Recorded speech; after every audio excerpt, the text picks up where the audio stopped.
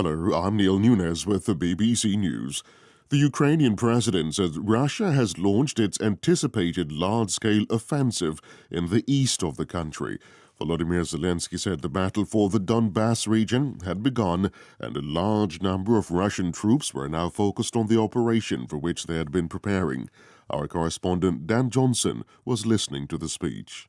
He'd been warning repeatedly that the Russian military build-up in the east would lead to a new offensive, that people should expect an escalation in the conflict, and people in the eastern regions of the Donbas had been told to evacuate time and time again in the last few weeks in expectation that this offensive was about to begin. But it does look like the fighting is now stepping up, as was threatened. Earlier, Ukraine's National Security Council said Russian forces had tried to break through almost the entire front line in the Donetsk, Luhansk and Kharkiv regions. The leader of the last Ukrainian soldiers in the devastated port of Mariupol has urged world leaders to arrange safe passage for civilians sheltering at a giant steelworks. Local officials say 1,000 people, many of them relatives of the fighters, have taken refuge in bunkers and tunnels at the site. The commander of the Azov regiment, Denis Prokopenko, said Russia had used bombs known as bunker busters. They are continuing to use rockets and every possible artillery shell, including from warships. Theatres, maternity wards, schools, hospitals and nurseries were destroyed by those who now promise a secure evacuation. Nobody believes the occupiers. The South African President Cyril Ramaphosa has declared a national state of disaster because of devastating floods around the city of Durban. He said a massive and urgent relief effort was needed as lives are still at risk.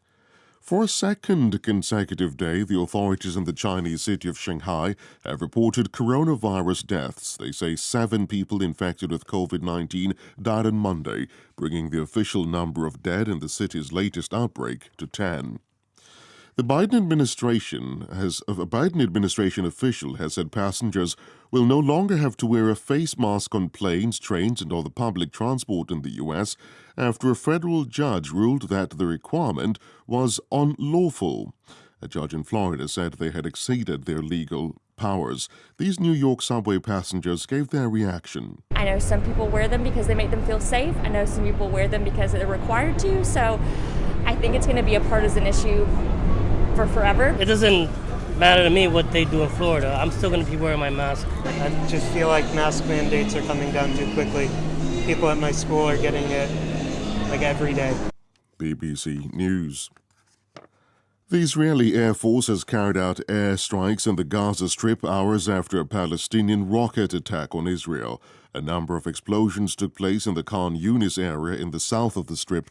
Israel said it had targeted a weapons manufacturing site. A new study suggests that excess weight significantly increases a woman's risk of developing womb cancer. Researchers analyzed genetic samples from more than 100,000 women in 7 countries. Fergus Walsh reports. Women have a 1 in 36 lifetime risk of developing womb or endometrial cancer.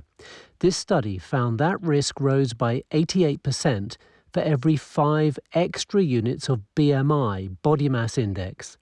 A normal BMI is up to 25, whereas above 30 is classed as obese.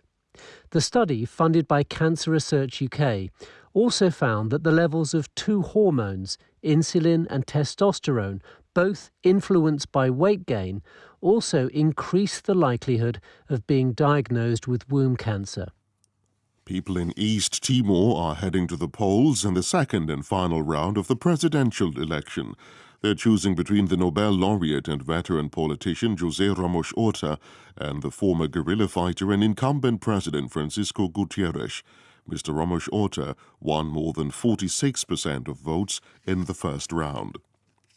The Manchester United footballer Cristiano Ronaldo and his partner have announced the death of their newborn baby boy, saying it's the greatest pain that any parents can feel. The Portuguese international and Georgina Rodriguez were expecting twins. In a statement on Twitter, the couple said only their baby girl survived, adding that her birth gives us the strength to live with some hope and happiness. BBC News.